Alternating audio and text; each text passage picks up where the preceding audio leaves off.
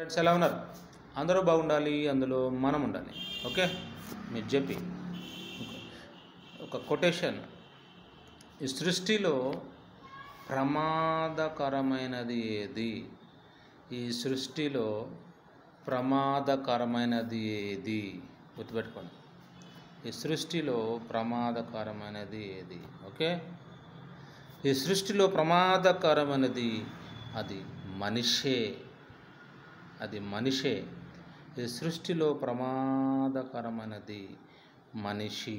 ఎందుకంటే ఈ మనిషి ఈ భూప్రపంచంలో ఉన్న అందమైన ఈ ప్రపంచాన్ని పాడు చేస్తున్నాడు, పొల్యూట్ చేస్తున్నాడు, పొల్యూషన్ పెంచుతున్నాడు, గాలిని కల్మషం చేస్తున్నాడు, నీటిని కల్మషం చేస్తున్నాడు, ఆ చెట్లను కల్మషం చేస్తున్నాడు, మనకు ఉచితంగా వచ్చి వాటిని కల్మషం చేస్తున్నాడు వాడి స్వార్థం కోసం.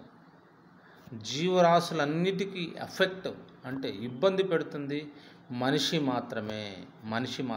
గుర్తుపెట్టుకోండి, ఈ సృష్టిలో ప్రమాదకరమైన వ్యక్తులు మనుషులే. పాపం ఎన్నో జీవరాశులు మనం కాలుష్యం చేయటం ద్వారా చనిపోతున్నాయి. ఎవడిచ్చాడు మీకు హక్కు?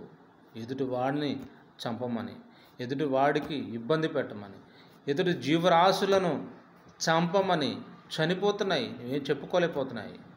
గుర్తుపెట్టుకో, కాస్తైనా ఆలోచించు, కొంచెమైనా కాలుష్యాన్ని తగ్గించు,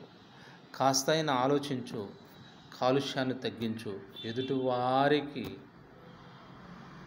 వారిని ఇబ్బంది పెట్టద్దు. ఈ సృష్టిలో ప్రమాదకరమైన వ్యక్తి అది మనిషే.